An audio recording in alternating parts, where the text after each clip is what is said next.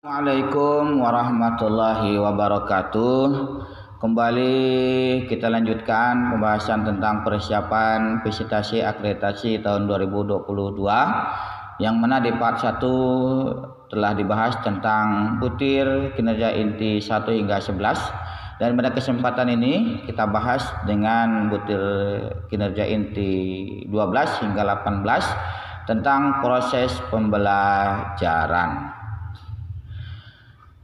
Butir kinerja inti 12 adalah di sini nih, proses pembelajaran berlangsung secara aktif dengan melibatkan seluruh siswa dan mengembangkan keterampilan berpikir tingkat tinggi sehingga terjadi proses pembelajaran yang efektif sesuai dengan tujuan pembelajaran pada satuan pendidikan.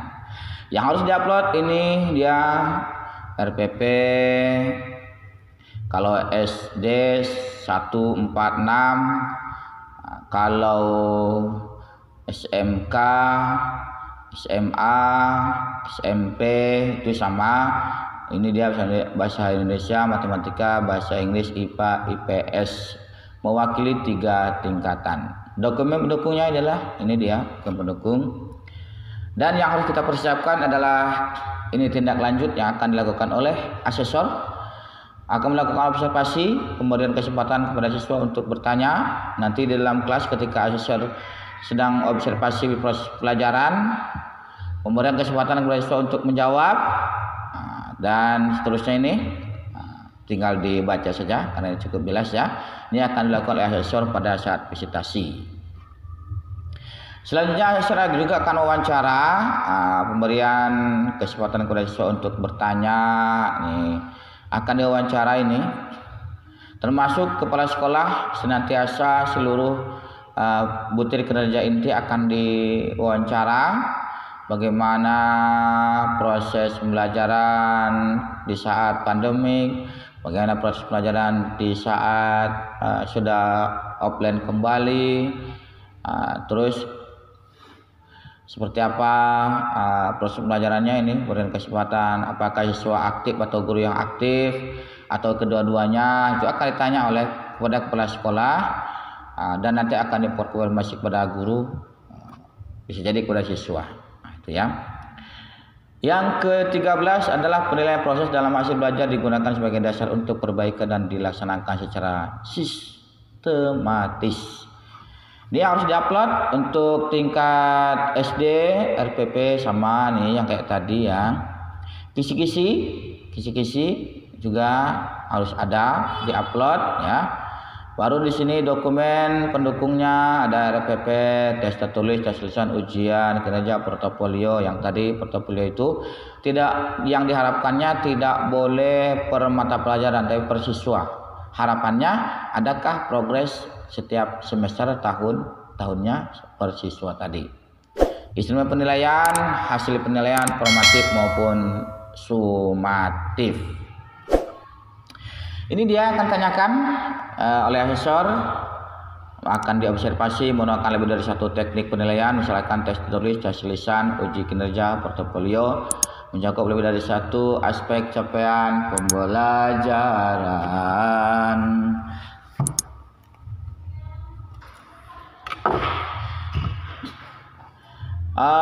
Dan juga wawancara akan dilakukan oleh asesor kepada kepala sekolah. Itu kepala sekolah tetap semuanya akan wawancara ya. Kepala sekolah harus tahu, harus super kepala sekolah itu. Ini termasuk dari portofolio itu tes formatif dan juga sumatif. Apa itu tes formatif atau apa itu tes sumatif? Harus tahu. Kalau tes formatif adalah setiap proses pembelajaran ada evaluasi atau asesmen ya. Kalau sumatif bisa jadi tengah semester maupun semester, itu merupakan tes sumatif ya Bapak Ibu. Kita harus tahu dari mana nanti akan sampai ke penilaian lebih tinggi yang mana diambil, sistem penilaian seperti apa, apakah penilaian secara lisan, tulisan akan ditanya. Itulah melakukan penilaian proses pembelajaran dan hasil pembelajaran, menerapkan langkah-langkah, ini akan ditanya seperti apa ya. Oke lanjut, saya ke udah tahu juga. Ini Butir kinerja 14, program remedial dan atau pengayaan diberikan kepada siswa. Ini analisis kompetensi yang harus diupload ya, ini yang harus dipersiapkan. Dan inilah yang akan ditanyakan wawancara. Observasi nggak ada ya. Ditanyakan seperti apa, bagaimana cara kita remedi tes sumatif, formatif, ya akan ditanya sistemnya seperti apa, lalu yang di remedial itu yang nilainya berapa, KKM-nya berapa, masing-masing mapel itu kepala sekolah harus tahu. Remedial dilakukannya seperti apa, kapan jadwalnya remedial, apa ada jadwalnya atau tidak, seperti apa teknis jadwal remedial, pemberian soal remedial seperti apa, itu pun akan ditanyakan kepada kepala sekolah termasuk kepada guru untuk mengkonfirmasi. Yang ke-15 adalah siswa berpartisipasi aktif dalam belajar dan suasana pelajaran di kelas menyenangkan. Ini langsung tidak ada dokumen pendukung, tidak ada juga apalagi dokumen utama. Nanti akan dilakukan observasi langsung. Ini dia akan dilakukan oleh asesor. Interaksi antara siswa dan interaksi antara siswa dan antar siswa dengan guru. Interaksi antara siswa dan siswa, interaksi siswa dengan guru akan dilihat ya pada saat observasi proses pembelajaran. Suasana belajar terlihat menarik atau tidak. Makanya guru tuh yang kan tidak semua guru tuh nanti ketika observasi ke asesor ke kelas itu disesuaikan jadwal yang ada pada hari itu pada asesor presentasi. Maka ini rahasia nih, rahasia ya.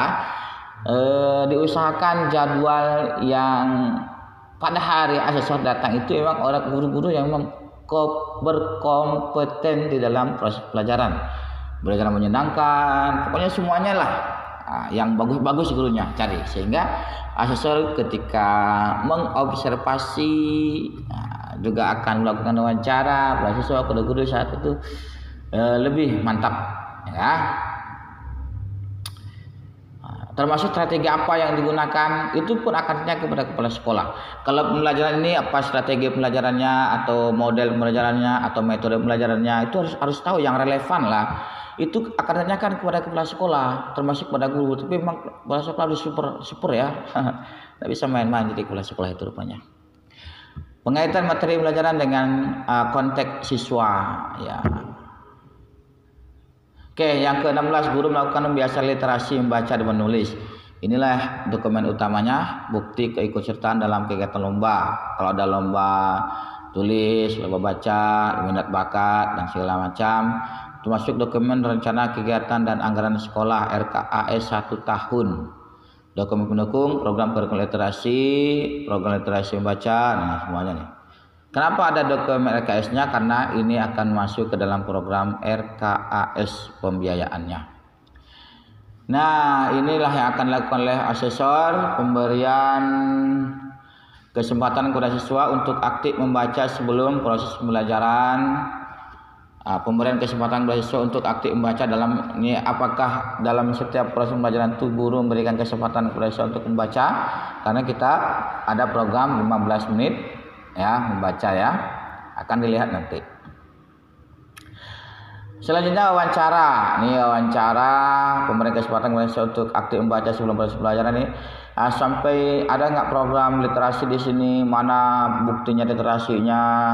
Berapa menit dalam sehari literasinya? Buku-buku apa yang tersedia? Itu akan tanyakan kepada kepala sekolah. Ya, kepala sekolah. Dorongan kepada siswa untuk aktif membaca di luar jam pembelajaran. Apakah ada diberikan kesempatan siswa dalam ketika siswa itu menggunakan ruang baca dan segala macam, ini akan ditanyakan kepada kepala sekolah. Ya, apa rewardnya gitu kan ditanyakan juga. Yang 17, guru menciptakan suasana belajar yang memperhatikan keamanan, kenyamanan, kebersihan dan memudahkan siswa untuk belajar. Ini observasi saja ya. Dokumen utama ada, dokumen pendukung juga tidak ada. Sehingga ini tidak di-upload ya. Oke, ini butir kinerja inti 17 ya. Tindak lanjutnya pengaturan tempat duduk juga berapa hari sekali dilakukan oleh wali kelas, oleh guru kelasnya. Penggunaan metode strategi pembelajaran yang melibatkan siswa dan terjalin hubungan yang saling menghormati, pengaturan fasilitas belajar, adanya hubungan interpersonal antar siswa, dorongan guru sehingga terjadi diskusi. Nah, ini akan ditanyakan oleh asesor kepada kepala sekolah, ya.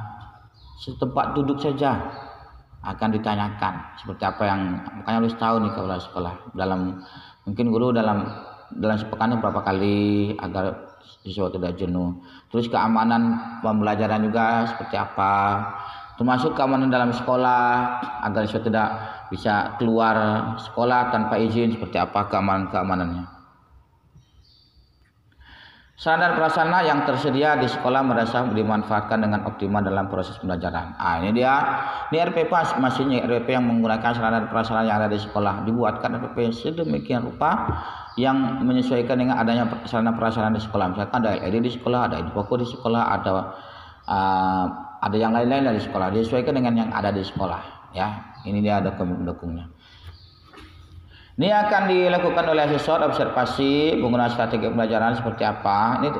Ini akan dilihat ketika asesor mengobservasi guru yang proses pembelajaran, ya, langsung melihat ke dalam kelas. Akan dilihat ini apakah sudah sesuai dengan RPP yang diupload atau tidak. Ini wawancaranya penggunaan strategi pembelajaran yang memanfaatkan sarana dan prasarana apa saja itu akan ditanyakan kepada kepala sekolah dan juga kepada guru. Penggunaan sarana dan prasarana yang tersedia media sumber belajar untuk meningkatkan mutu pelajaran ini seperti apa itu akan ditanya. Dampak yang dirasakan siswa dalam menggunakan sarana dan prasarana untuk proses pembelajaran seperti apa juga. Ini akan ditanyakan kepada kepala sekolah. Oke, Bapak Ibu, untuk yang kinerja inti kita langsung saja ya yang ini karena tidak terlalu banyak penjelasannya. Butir kinerja inti 19 dan sampai dengan 22 tentang mutu guru. Oke, di sini guru menyusun perencanaan pembelajaran aktif, kreatif dan inovatif dengan mengoptimalkan lingkungan dan memanfaatkan TIK ataupun cara lain yang sesuai dengan konteksnya. Dokumen utama tetap masih RPP di sini. Ini makanya guru ini lebih banyak penilaiannya karena memang RPP ini kan kinerja guru ini. Dokumen pendukungnya tidak ada. Lalu apa yang dilakukan oleh asesor saat visitasi ke sekolah? Wawancara, penjelasan prosedur ini yang harus RPP abad ke-21 bagaimana ini terkait dengan RPP. Begitupun kepada kepala sekolah akan ditanyakan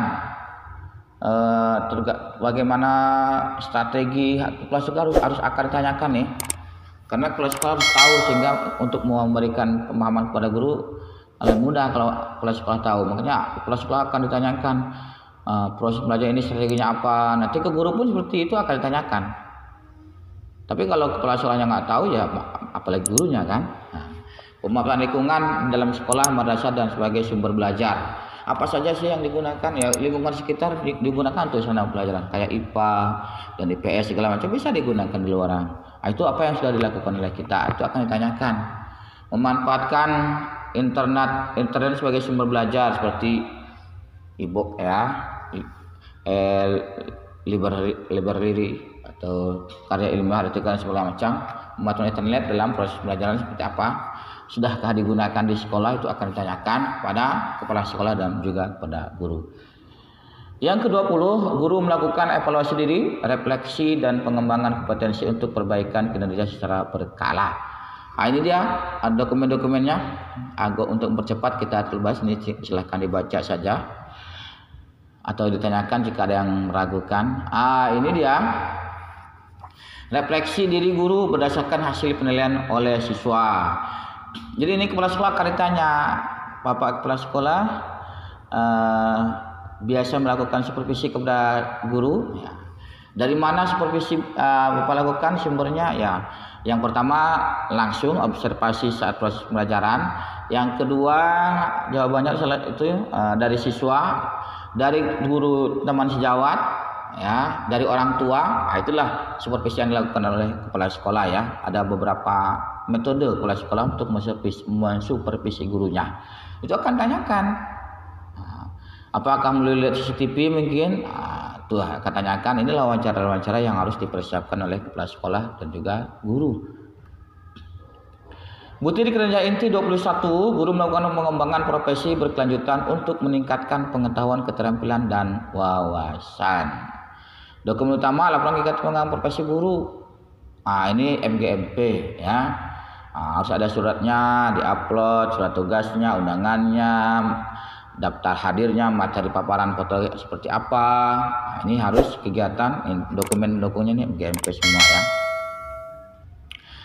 Oke, yang akan dilakukan oleh asesor adalah dokumen mendukung akan makalah yang dipaparkan dalam ini. Setiap materi-materi MGMP itu akan dilihat oleh asesor ya. Wawancara, keikutsertaan, apakah aktif dalam kegiatan MGMP itu akan ditanyakan kepada sekolah dan juga kepada guru ya. Berapa kali dalam sepekan atau dalam sebulan diberikanlah muka kepala sekolah, apakah kepala sekolah memberikan waktu kepada guru untuk mengikuti MGMP untuk mengembangkan kemampuannya segala macam itu ya akan ditanyakan kepada kepala sekolah dan juga kepada guru akan dikonfirmasi. Yang ke-22, guru mengembangkan strategi, model, metode, teknik, media pembelajaran yang aktif dan inovatif. Ini RPP juga masih karena berarti ini semuanya kepada guru. Ini dokumennya juga penggunaan strategi, metode pembelajaran sebagainya ini pendukungnya ya.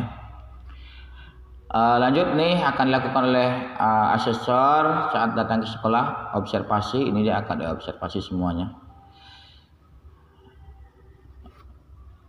Ya, ini wawancara, implementasi strategi model pembelajaran.